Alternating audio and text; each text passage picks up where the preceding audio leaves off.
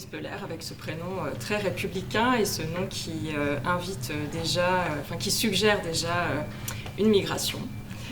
Donc c'est ainsi que je me présente à vous aujourd'hui et que je me suis présentée aux élèves. Je vais vous faire une rapide présentation à la fois de la manière dont j'ai travaillé avec les enfants et puis des œuvres qu'on a générées. Je ne vais pas pouvoir toutes vous les raconter, mais comme l'a dit Claire, certaines d'entre elles sont en haut dans l'exposition. Donc je voulais commencer cette intervention en vous parlant du plaisir que procure ce sentiment d'être là au bon endroit avec les bonnes personnes. C'est ce qui m'est arrivé pendant cette commande, c'est-à-dire que parfois on sent que le travail va se développer, va aussi permettre des interrogations, en tout cas bousculer une pratique artistique qui était déjà là. Moi, j'avais jamais travaillé en collaboration, j'avais jamais co-créé des œuvres et j'avais jamais travaillé avec des enfants. Ce qui était en fait assez compliqué pour moi, il faut le dire aujourd'hui. Pas compliqué dans le sens péjoratif, mais être dans une démarche pédagogique, ça ne s'invente pas. Je ne suis pas enseignante, et penser l'art avec des enfants, c'était quelque chose qu'il a fallu que j'apprenne aussi. Et pour ça, j'ai été très bien épaulée par un ensemble d'enseignantes que je remercie vraiment vivement. Je ne sais pas où elles sont dans la salle, mais ça a été vraiment mes alliés de premier ordre, à de multiples endroits. Donc pour recontextualiser un petit peu la commande, on m'a confié le soin de créer, de penser, de produire des œuvres avec des enfants âgés de 11 à 18 ans. Certains suivaient des cursus en UPE2A, d'autres pas, de la 6e à la terminale. Donc des enfants avec des vies très diverses et dans des situations aussi très diverses. Et si possible, inviter les parents à y participer. Ce qui a été assez compliqué, sans vous le cacher. Ça, on n'a pas très bien réussi. Les enfants sont soit nés en France pour la plupart, en fait ils sont nés en France, soit arrivés en France depuis peu et apprenant le français. Donc c'est des profils très divers. Tout de suite, quand je les ai rencontrés, quand j'ai rencontré certaines classes, il faut d'abord commencer par dire que le projet a commencé en mars 2020. Donc en termes de côtoiement et de rencontres, c'était assez ironique. Et les premiers contacts se sont faits par écran interposé, puisqu'on a commencé les échanges par visio. Et c'était bien sûr très compliqué, puisque quand on parle des langues, on parle souvent de notre famille, de notre histoire, on parle de choses très intimes. Et je pense que tout le monde ici dans cette salle peut comprendre qu'on n'a pas envie de confier des choses de cet ordre à quelqu'un qu'on ne connaît pas derrière un écran à 600 km. Donc la période de confinement, on n'a pas finalement fait grand-chose, mais j'ai pu rencontrer les élèves à partir de juin 2020. Et à partir de cette date, je suis descendue à Marseille une semaine par mois pendant 2 ans, puisque j'habite Aubervilliers, près de Paris, je ne l'ai pas dit. Et donc la commande s'est divisée en 2 étapes, on va dire. Donc il y a eu une phase recherche et une phase production. La phase recherche, elle a duré 1 an. Pendant cette phase, on a surtout discuté avec les enfants, ce qui pouvait être parfois frustrant, je pense, pour eux, mais ils le diront peut-être tout à l'heure, parce qu'ils avaient le sentiment de ne pas produire grand-chose, mais je leur répétais sans cesse que parler, c'est déjà créer. En parlant, en créant du débat, en échangeant des idées, c'est déjà un processus de création. En quelque sorte, on a commencé l'œuvre, en fait, très rapidement. Et donc pendant 1 an, je descendais, je venais à Marseille avec des questions, avec des interrogations, et puis on en discutait, de manière plus ou moins informelle. Je ne suis pas venue avec de la théorie, je suis venue avec de l'observation et de l'écoute. Et pendant 1 an, ça a été principalement mon travail, d'écouter, d'observer, de prendre en considération ce qu'on me disait et de ne pas penser à travers la théorie que j'ai pu acquérir, mais vraiment presque commencer de zéro en fait, avec eux et elles. Et donc tout de suite, quand on commence à observer ce qui se passe, on sent ce sentiment partagé par beaucoup d'entre eux et elles, qui est un sentiment de ne pas être intéressant, de parler une langue qui n'est pas intéressante, et parfois même pour certains d'avoir honte de cette langue. Et honte dans le cadre de la classe, c'est-à-dire d'en parler devant le reste des élèves, mais honte aussi peut-être en général. J'essaye de ne pas faire de généralité ici parce que chaque individu, chaque élève est unique et a aussi une relation à sa langue unique. Et ici, on a aujourd'hui rassemblé des enfants qui, a priori, je ne crois pas me tromper, dire qu'ils sont plutôt fiers des langues qu'ils et elles parlent. Voilà, et donc qu'est-ce qu'on fait avec ce sentiment de honte? Qu'est-ce qu'on fait avec ces frustrations, cette confusion aussi? Et je vais vous présenter aujourd'hui, très brièvement, par manque de temps, 3 pièces, 3 œuvres qui ont été créées. En fait, il y en a eu 6 de générés. Et je commence par celui-ci, qui est donc un protocole artistique qui porte le titre « Écrire dedans sa langue ».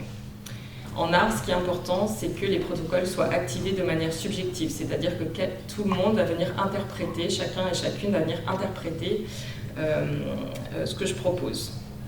Donc, on injecte de soi dans ce qu'on réalise. Donc, le protocole « Écrire dedans sa langue » consiste à s'interroger sur soi, sur les langues qu'on parle, qui sont aussi autour de nous, qu'on côtoie, qu'on ne parle pas forcément, mais qui sont dans nos familles. Et ce protocole, il consiste à produire de l'encre, donc que vous voyez là sur, voilà, dans le stylo, afin que l'élève puisse écrire ses cours en français, mais aussi dans ses langues. Ce protocole, il a 3 étapes. L'élève commence par écrire un texte.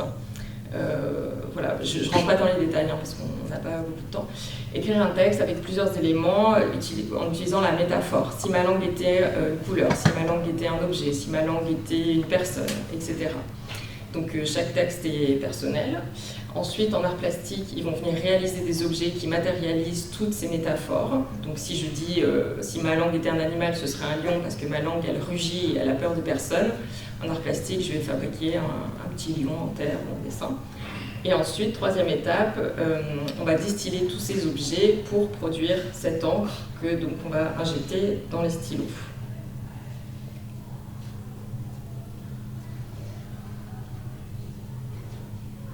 Voilà, et chaque élève garde son stylo, bien sûr, à la fin.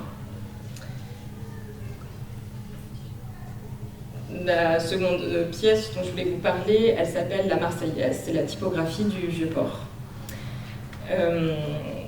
Donc ici, sur l'écran de droite pour vous, c'est une phrase écrite en français, qu'on peut lire en français, mais avec toutes les lettres et tous les alphabets des langues qui sont parlées par les élèves au Collège Vieux-Port. Au Collège Vieux-Port, j'ai recensé une 40aine de langues. Donc vous avez un tableau ici, où sur la colonne, sur cette colonne, je rassemble tous les sons qui existent en français. Pe, me, be, a, un, on, etc. Et j'ai demandé aux élèves de me donner, de chercher aussi avec leurs parents, les sons qui existent en français, qui existent aussi dans leur langue. Et donc, on a compilé tout ça. C'était aussi une occasion pour les élèves de m'apprendre des sons qui n'existent pas en français et on a beaucoup rigolé. Et donc, voilà, cette typographie, elle permet d'écrire en fonction des sons qui existent en français. Donc, sur la page de gauche, il est écrit « Une main toute seule ne fait pas de bruit », qui est un proverbe algérien que j'aime beaucoup. Donc, par exemple, le mot « main », le premier signe, la première lettre, c'est le son M en arabe, et ensuite le son 1 en français, puisque le 1 n'existe qu'en français. Ensuite, vous avez un signe qui se prononce T, aussi en arabe. Les deux O se prononcent OU en anglais, et de nouveau T. Donc vous avez compris le principe. Je vous montre d'autres exemples. Ici, c'est un élève qui s'appelle Ibrahim qui m'avait dit, lors d'un atelier, la traduction, c'est l'immigration des langues. Et donc, voilà, j'ai traduit ça dans cette typographie, ça donne cette phrase. On a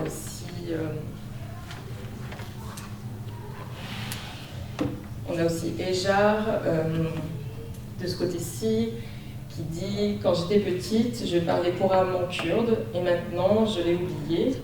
Je l'ai oublié parce que je ne parle plus, même en famille. Enfin, ma mère continue à me parler kurde, je comprends, mais je n'arrive pas à répondre. » Et à droite, Jimmy Sola me demande « Pourquoi les mamans ne parlent pas français? Pourquoi ?»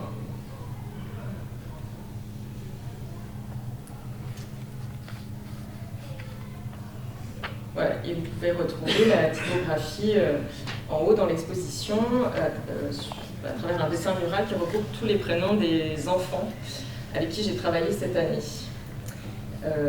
Et puis par-dessus, encadré le règlement du collège Vieux-Port qui a bien accepté que je traduise donc son règlement avec la typographie. Et enfin, la dernière pièce dont je voulais vous parler, c'est donc le film qu'on va voir tout de suite, qui s'appelle Un œil sur ta langue. Et ce film, il n'était pas prévu, comme beaucoup de pièces que j'ai réalisées. Et puis, en fait, au bout d'un moment, ça m'a semblé être une évidence. Pour vous raconter, j'ai commencé à mettre une caméra dans les salles de cours parce que j'ai observé que la présence de cet objet cadrait la parole des élèves. Ça leur permettait aussi de réfléchir peut-être un peu plus avant de parler. Ils étaient aussi un petit peu impressionnés par cet objet, je crois. Et donc ça métamorphosait aussi voilà, la dynamique, la réflexion. Et au bout d'un moment, avec toutes ces images, je me suis dit que c'était trop bête de rien en faire, puisque pour moi, finalement, l'œuvre la plus forte et la plus continue qu'on a produit ensemble, c'est tout ce temps passé ensemble d'échanges, de réflexion, de confiance.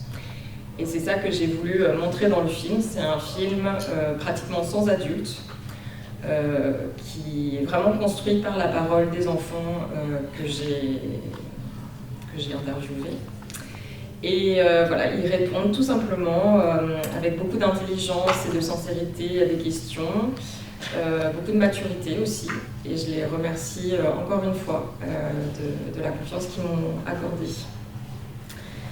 Je voulais dire aussi voilà, que le film s'ouvre sur une scène qui est un refus, de participer au projet.